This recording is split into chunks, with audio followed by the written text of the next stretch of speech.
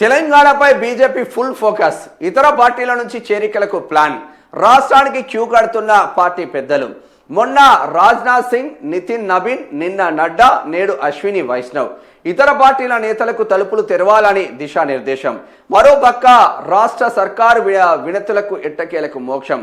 తాడిచెర్ల 2 గని కేటాయింపు, మెట్రో ధాన్యం టార్గెట్ పెంపు అంశాలపై కిషన్ రెడ్డి చొరవ. రాష్ట్ర రాజకీయాల్లో చర్చ జరుగుతుంది. ఇది తాడిచెర్ల నా సొంత గ్రామం. ఇది తెలంగాణపై బీజేపీ జాతీయ నాయకత్వం ఫోకస్ పెట్టింది. ఆ ఫోకస్ పెంచింది. వచ్చే ఎన్నికల్లో రాష్ట్రంలో అధికారంలోకి రావడమే లక్ష్యంగా పార్టీ బలోపేతానికి కసరత్తు ప్రారంభించింది. అటు సంస్థాగత బలోపేతం, ఇటు ప్రభుత్వ పరంగా పెండింగ్ అంశాల పరిష్కారం ద్వారా ప్రజలను ఆకట్టుకునేందుకు కమల దళం ప్రయత్నిస్తుంది. దీనిలో భాగంగానే కొద్ది రోజులుగా ఢిల్లీ పెద్దలు వరుసగా రాష్ట్రం బాట పడుతున్నారు. మొన్న రాజ్నాథ్ సింగ్, నిన్న నితిన్ నబీన్, రాజ్నాథ్ సింగ్, నితిన్ నబీన్, నిన్న జేపీ నడ్డా, నేడు అశ్విని వైష్ణవ్. ఇలా కీలక నేతలంతా వరుస పర్యటనలతో క్యాడర్లో జోష్ నింపుతున్నారు. అదేవిధంగా తాడిచెర్ల ఓపెన్ కాస్ట్ మైన్ 2 ఏదైతే ఉన్నదో అది ఇక్కడ సింగారెడ్డికి కేటాయించడం, ఇక్కడ దీనికి కర్త కర్మ క్రియ కిషన్ రెడ్డి ఉండడం, ఎందుకంటే కేంద్ర బొగ్గు గనుల శాఖ మంత్రిగా కిషన్ రెడ్డి ఉండడం, ఆ చుట్టుపక్కల ఉన్న పెద్దపల్లి జిల్లా కావచ్చు, భూపాలపల్లి జిల్లా కావచ్చు, ఇటు మంచిర్యాల జిల్లా కావచ్చు, ఆసిఫాబాద్ జిల్లా కావచ్చు, చుట్టుపక్కల ఉన్న 6 బీజేపీ అధ్యక్షులతో లెటర్లు ఇప్పించడం, తద్వారా ఎటువంటి బిడ్డింగ్ లేకుండా, ఎటువంటి టెండర్లు లేకుండా వాళ్లకున్న అధికారాలతో తాడిచెర్ల 2 బొగ్గు బ్లాక్ను కంప్లీట్గా సింగరేణికి కేటాయించడం, తద్వారా 1500 ఉద్యోగాలతో పాటు చాలా పెద్ద ఎత్తున క్వాలిటీ బొగ్గు ఉన్న నేపథ్యంలో తాడిచెర్ల పైన ఫోకస్ పెట్టింది బీజేపీ అని చెప్పుకోవచ్చు. దీంతో బీజేపీ సంస్థాగతంగా బలపడడం కోసం ఏం చేయాలో అన్నీ చేస్తుంది అని ముందుకు వెళ్తా ఉంది. ఏడికి వచ్చింది, క్యాడర్లో జోష్ పెరుగుతుంది. మరి ఇక్కడ ఉన్న వీళ్ళ లీడర్ల మధ్యలో ఉన్న మనస్పర్ధలు ఎప్పుడైనా తొలగిపోతుంది అనేది చూడాల్సిన ఆవశ్యకత ఉంటుంది. మరి లీడర్లను ఎప్పుడు మనస్పర్ధలు తీసేస్తారో తెలియదు, చూద్దాం. ఇది మొత్తం ఇతర పార్టీల నుంచి నేతలను చేర్చుకునే విషయంలో బీజేపీ తన వ్యూహాన్ని మార్చుకుంది. నిన్నటి వరకు ఆచితూచి అడుగులేసిన హైకమాండ్ ఇప్పుడు గేట్లు ఎత్తేయాలని స్పష్టమైన సంకేతాలు ఇచ్చింది. ఇతర పార్టీలో అసంతృప్తిగా ఉన్న కీలక నేతలను ఆ క్షేత్రస్థాయిలో పట్టున్న వారిని పార్టీలోకి ఆహ్వానించాలని జాతీయ మాజీ అధ్యక్షుడు జేపీ నడ్డా రాష్ట్ర నేతలకు తాజాగా దిశానిర్దేశం చేశారు. గతంలో ఇతర పార్టీల నుంచి వచ్చిన పలువురు ముఖ్య నేతలను పాత లీడర్లు కలుపుకోవడం లేదనే ఫిర్యాదులున్నాయని, అధికారంలోకి రావాలంటే ఇలాంటి భేదాభిప్రాయాలు పక్కన పెట్టాలని నడ్డా హితవు పలికినట్టు తెలిసింది. ఈ క్రమంలోనే రాష్ట్ర రాజకీయాల్లో ఒక్కసారిగా వేడి పెరిగింది. గతంలోనూ రాష్ట్ర అధ్యక్షుడు రామచంద్రరావు కూడా బీఆర్ఎస్ సిట్టింగ్ ఎమ్మెల్యేలు తమతో టచ్లో ఉన్నారని, డోర్లు తీస్తే వారంతా వచ్చేస్తారని చెప్పారు. దీనికి తోడు బీజేపీలోని ఇంటర్నల్ టీం వివిధ ప్రాంతాల్లో ముఖ్యమైన లీడర్లు ఎవరనే దానిపైన అంతర్గత సర్వే నిర్వహిస్తున్నట్లు సమాచారం. వారిచ్చే రిపోర్ట్ ఆధారంగా ఆయా సెగ్మెంట్లలోని లీడర్లను బీజేపీలోకి లాగాలనే ప్రయత్నంలో కమల్నాథ్లు ఉన్నారు. దీనిని ఢిల్లీ నుంచి హైకమాండ్ స్వయంగా మానిటరింగ్ చేస్తున్నట్టు చెప్తున్నారు. కేంద్ర మంత్రులు, జాతీయ నేతల వరుస పర్యటనలు. ఇటీవల రాష్ట్రంలో పర్యటించిన కేంద్ర మంత్రి జేపీ నడ్డా ఆ పార్టీ నేతలకు గట్టి హెచ్చరికలే జారీ చేశారు. అసెంబ్లీ ఎన్నికల్లో మన బస్సు ఒక్కసారి మిస్ అయింది, ఇంకోసారి అలా జరగనివ్వకండి అంటూ తాను చెప్పదలుచుకున్నదేంటో చెప్పేశారు. కేవలం మోదీ పేరు చెప్పుకొని ఓట్లు అడుగుతున్నారు. మరి మీ అంతటా మీరు గెలిచేందుకు ఏం చేస్తున్నారు? మీ దగ్గర ఏదైనా యాక్షన్ ప్లాన్ ఉందా అంటూ రాష్ట్ర నేతలను నిలదీయడం బీజేపీ నేతల్లో చర్చనీయాంశంగా మారింది. కాంగ్రెస్ బీఆర్ఎస్ పై ఉన్న వ్యతిరేకత మనల్ని గెలిపిస్తుందన్న ధీమాలో ఉండొద్దని, మన ప్లాన్ మనకు లేకుంటే దెబ్బతింటామని హెచ్చరించినట్టు తెలిసింది. ఇటీవల వచ్చిన బీజేపీ ప్రెసిడెంట్ నితిన్ నబీన్ కూడా ఇకనైనా మారండి అంటూ చురక అంటించి వెళ్లారు. కుల రాజకీయాలు మాని బెంగాల్ మోడల్లో సర్కార్పై పోరాడాలని సూచించారు. ఈ క్రమంలోనే బెంగాల్ తర్వాత తెలంగాణపై ఫోకస్ పెట్టినట్లు ఆయన స్పష్టం చేయడాన్ని బట్టి తెలంగాణలో అధికారాన్ని కేంద్రంలోని బీజేపీ ఎంత సీరియస్గా తీసుకుంటున్నదో అర్థం చేసుకోవచ్చు. ఈ క్రమంలోనే ఇకపై ప్రతి వారం 10 రోజులకు కేంద్ర మంత్రి లేదంటే జాతీయ స్థాయిలో ఒక ముఖ్య నేత తెలంగాణలో పర్యటించేలా హైకమాండ్ షెడ్యూల్ ఖరారు చేసినట్లు తెలిసింది. కాగా కేంద్ర మంత్రులు ముఖ్య నేతలు ఉదయం అధికారిక కార్యక్రమంలో పాల్గొంటూ ఆ తర్వాత పార్టీ కార్యక్రమంలో ముఖ్య నేతలతో సమావేశమవుతున్నారు. ఈ క్రమంలో మేధావులతో సమావేశాలు ఏర్పాటు చేస్తున్నారు. కొందరిని పర్సనల్గా వెళ్లి కలుస్తున్నారు. తాజాగా శనివారం కేంద్ర మంత్రి అశ్విని వైష్ణవ్ కేంద్రానికి రానున్నారు. ఈరోజే ఇప్పుడు ఈ 10 రోజులలో ముగ్గురు వచ్చేసిండు.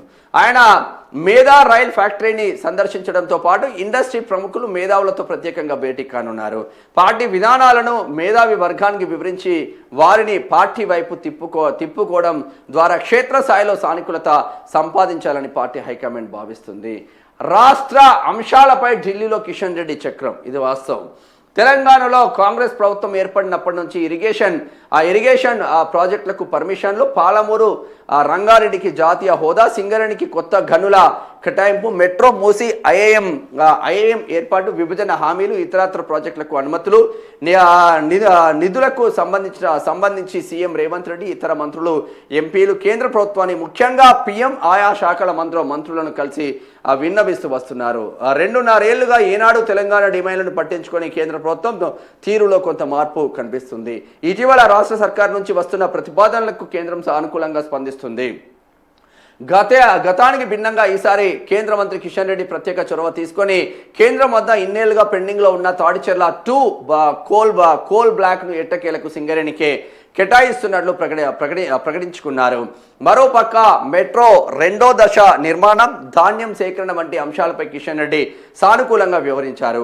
దీంతో పాటు పెండింగ్లోను రైల్వే లైన్లు, జాతీయ రహదారుల పనులను వేగవంతం చేసేలా కేంద్రంపై ఒత్తిడి పెంచుతుండడం రాజకీయ వర్గాల్లో చర్చ జరుగుతుంది. అటు అభివృద్ధి, ఇటు రాజకీయ చేరికలతో మిషన్ తెలంగాణ సక్సెస్ చేసేందుకు బీజేపీ సర్వశక్తులు ఒడ్డుతున్నట్టు రాజకీయ విశ్లేషకులు అంచనా వేస్తున్నారు. కాంగ్రెస్ కు ప్రత్యామ్నాయంగా ఎదగడం, బీఆర్ఎస్ ఖాళీ చేసిన స్పేస్ ను భర్తీ చేయడంపై బీజేపీ గురి పెట్టిందని చెప్తున్నారు. కేంద్ర పెద్దల వరుస పర్యటనలు ఇతర పార్టీల నేతలకు తలుపులు తెరవాలన్న నిర్ణయం తెలంగాణ పాలిటిక్స్ లో ఎలాంటి మార్పులకు దారితీస్తుందో చూడాల్సిన ఆవశ్యకత ఉంది అని చెప్పుకుంటున్నారు. తెలంగాణ పైన మాత్రం ఫుల్ ఫోకస్ పెట్టిందంట భారతీయ జనతా పార్టీ అని చెప్పుకోవచ్చు. మరి వీళ్ళ ఒక్కొక్కరు ఎవరైతే అనుకూలంగా ఉంటారో, ఎవరైతే బీఆర్ఎస్లో అసంతృప్తిగా ఉంటారో, కాంగ్రెస్లో అసంతృప్తిగా ఉంటారో అటువంటి లీడర్లను బీజేపీలో చేర్చుకొని తద్వారా కొత్త పాత కలయిక అన్న కోణం లేకుండా ముందు వరుసలోకి వెళ్తే రాష్ట్రంలో బీజేపీ అధికారంలోకి రావడం పెద్ద సమస్య ఏమీ కాదని ఇక్కడ చర్చించుకుంటున్న నేపథ్యం మాత్రం ఉంది అని చెప్పుకోవచ్చు. ఎందుకంటే కేంద్ర మంత్రి జాతీయ అధ్యక్షుడు నితిన్ నవీన్ క్లాస్ వీకెండు, ఇవాళ అశ్విని వైష్ణవ్ రాబోతుండు, జేపీ నడ్డా క్లాస్ బిక్కిన్లు, రాజ్నాథ్ సింగ్ వస్తున్నారు. సో వరుస పర్యటనలు చేస్తూ ఉన్నారు అన్న చర్చ జరుగుతూ ఉంది. వరుస పర్యటనల నేపథ్యంలో చాలా పెద్ద ఎత్తున మైలేజ్ రావాల్సిన ఆవశ్యకత ఉంటుంది. దీంతో పాటు కంప్లీట్గా రాష్ట్ర అధ్యక్షుని కూడా మార్చే అవకాశం ఉంటుంది. ఎందుకంటే ఇప్పుడు ఆల్రెడీ 1 ఇయర్ అయిపోయింది. ఏ బీజేపీ రాష్ట్ర అధ్యక్షుడు అయినా 2 సంవత్సరాలే టర్మ్ ఉంటుంది. 2 సంవత్సరాలు అంటే ఆల్రెడీ 1 ఇయర్ అయిపోయిన నేపథ్యంలో ఇప్పటికి ఇంకా 2.5 సంవత్సరాలు టైం ఉంది. కాబట్టి ఇదే కోణంలో వరుస పర్యటనలు చేసి ఒక్కసారి ఊపు తీసుకొచ్చి రాష్ట్ర అధ్యక్షుడు కూడా మార్చే ఛాన్స్ మాత్రం కనిపిస్తుంది. ఇప్పుడు అంటే కేంద్ర మంత్రుల పునర్విభజనలో భాగంగా డీకే అరుణ మంత్రివర్గంలోకి రాబోతున్నారు. ఇక్కడ ఈటెల రాజేందర్ మంత్రివర్గంలోకి రాబోతున్నారు. కిషన్ రెడ్డి ఆల్రెడీ కేంద్ర మంత్రిగా ఉన్నారు. బండి సంజయ్ సహాయక కేంద్ర మంత్రిగా ఉన్నాడు. బండి సంజయ్ని ఫుల్ ఫ్లెడ్జ్గా కేంద్ర మంత్రిగా తీసుకునే అవకాశాలు మాత్రం కనిపిస్తున్నాయి. 2 కేంద్ర మంత్రులతో పాటు మరో 2ని తీసుకోవడం ద్వారా 4 కేంద్ర మంత్రులతో పాటు ఇక్కడ ఫుల్ ఫోకస్ పెట్టాలన్న ఇంకొక చర్చ జరుగుతుంది. లోపాయికారు ఒప్పందాలు పెట్టుకుంటున్న ఏ లీడర్ కూడా పైకి రాడు. 100కు 1000% బెంగాల్ తరహా కొట్లాట చేయాలి, కులాలు పక్కన పెట్టాలి. బెంగాల్ తరహా కొట్లాట చేసినప్పుడే మనం పైకి వస్తామని చేస్తూ ఉన్నారు. మరి రాష్ట్రంలో భారతీయ జనతా పార్టీని ఊపు తీసుకొచ్చే నాయకుడు ఎవరండి మళ్ళా సర్చ్ చేస్తే మాత్రం మళ్ళా బండి సంజయ్ వాళ్ళ కళ్ళ ముందు కనిపిస్తున్నాడు. పాదయాత్ర చేయాలన్నా, విమర్శలు చేయాలన్నా, పదునైన విమర్శలతో చర్చ జరగాలన్నా, మళ్ళీ బండి సంజయ్ రాష్ట్ర అధ్యక్షుడు అయితే 100% భారతీయ జనతా పార్టీ రాష్ట్రంలో అధికారంలోకి వస్తుందన్న ఇంకొక చర్చ జరుగుతుంది. ఇక్కడ ధర్మపురి అరవింద్ ఇక్కడ కేంద్ర మంత్రిగా ట్రై చేస్తుండు, రాష్ట్ర అధ్యక్షుడిగా ట్రై చేస్తున్నారు. రాష్ట్ర అధ్యక్షుడిగా చాలా మంది ట్రై చేస్తున్నారు. ఎందుకంటే ఎక్కువగా కిషన్ రెడ్డి చేతుల్లో, డాక్టర్ కె లక్ష్మణ్ చేతుల్లోనే భారతీయ జనతా పార్టీ ఉంది. బట్ ఏ విధంగా ముందుకు పోయిందో అందరికీ తెలిసిందే. ఎక్కడ గ్రేటర్ హైదరాబాద్ పరిధి దాటి వీళ్ళిద్దరు పోలేదు. గ్రేటర్ హైదరాబాద్ బయటికి పోతే భారతీయ జనతా పార్టీ ఏడుంది అన్న చర్చ జరిగింది. మరి ఇప్పుడున్న కేంద్ర మంత్రి కిషన్ రెడ్డి ఆధ్వర్యంలో అప్పుడు భారతీయ జనతా పార్టీ ఉంటే దుబ్బాక బై ఎలక్షన్స్ గెలిచిండ్రు, హుజరాబాద్ బై ఎలక్షన్స్ గెలిచిండు. 4 సీట్లున్న గ్రేటర్ హైదరాబాద్ జిహెచ్ఎంసీ 4 సీట్లున్న గ్రేటర్ హైదరాబాద్లో 48 సీట్లను తీసుకురాగలిగిండ్రు అందరూ కష్టపడి భారతీయ జనతా పార్టీ కార్యకర్తలు. సో దాని ద్వారా అనేక రకాలుగా పబ్లిక్తో ఇంటరాక్ట్ అవ్వడం కోసం పాదయాత్రలు చేసిండ్రు. ఆ పాదయాత్రలు చేసి గ్రౌండ్ లెవెల్లో భారతీయ జనతా పార్టీ కార్యకర్తలను తయారు చేసుకున్నారు.